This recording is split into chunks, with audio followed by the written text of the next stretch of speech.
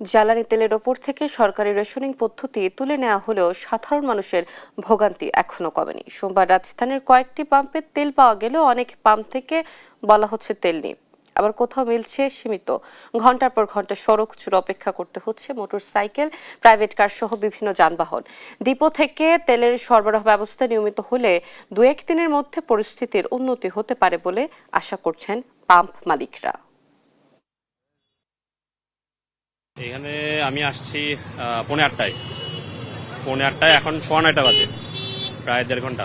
অর্ধেক আছে, আর অর্ধেক নিলে পরে সেফলি যেতে পারবো আর কি, রাস্তায় আর টেনশন নাই। 1 ঘন্টারও বেশি সময় অপেক্ষা করছি, তো আমাদের উচিত একটু সহনশীলতা এবং ধৈর্যের পরিচয় দেওয়া। 2-2.5 ঘন্টা লাইনেই চলে যায়, তাহলে সারাদিনে বাকি ওয়ার্কিং আওয়ারের কি হবে? এর আগে বলছে বাইকে 5 লিটার করে দিবে বেশি নিয়ে, পরের দিনে আসছি বলে না 2 লিটার, পাম্পে তেল কম।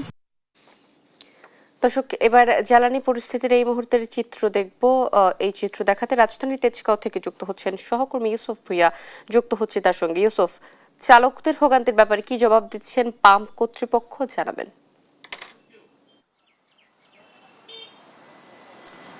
ধন্যবাদ আপনাকে।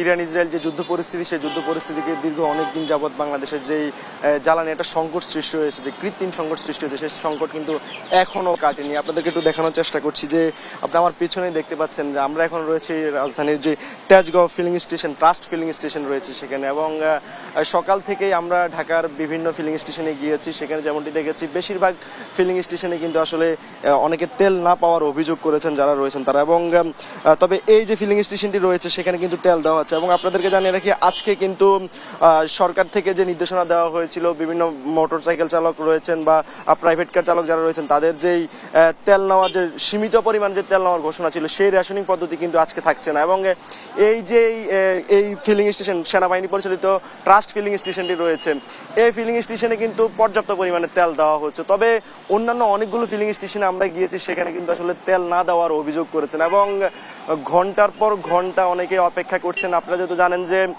ঈদকে সামনে রেখে ইতিমধ্যেই মানুষ ঘরমুখী হয়েছে, সে জায়গা থেকে অনেকেই কিন্তু অনেক বাইক চালক থেকে শুরু করে প্রাইভেট কার চালক অনেকে এসেছেন, তারা তেল নিয়ে সরাসরি আসলে বাড়ির উদ্দেশ্যে রওনা হবেন।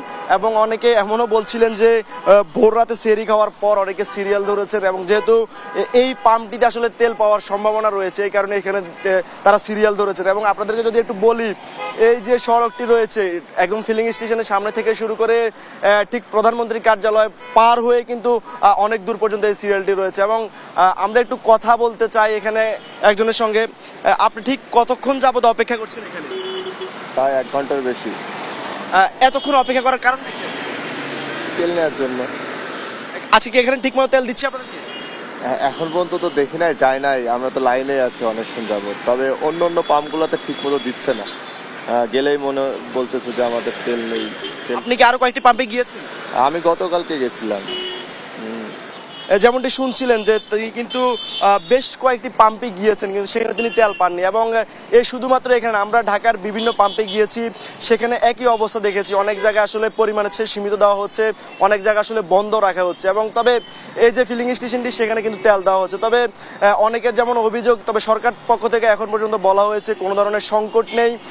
তবে এই যে কৃত্রিম সংকট তৈরি করেছে, অনেক যারা চালক রয়েছেন তারা অভিযোগ করেছেন যে যারা পাম্প কর্তৃপক্ষ রয়েছে তারা হয়তো অনেকে তেল মজুত করার সম্ভাবনাও রয়েছে।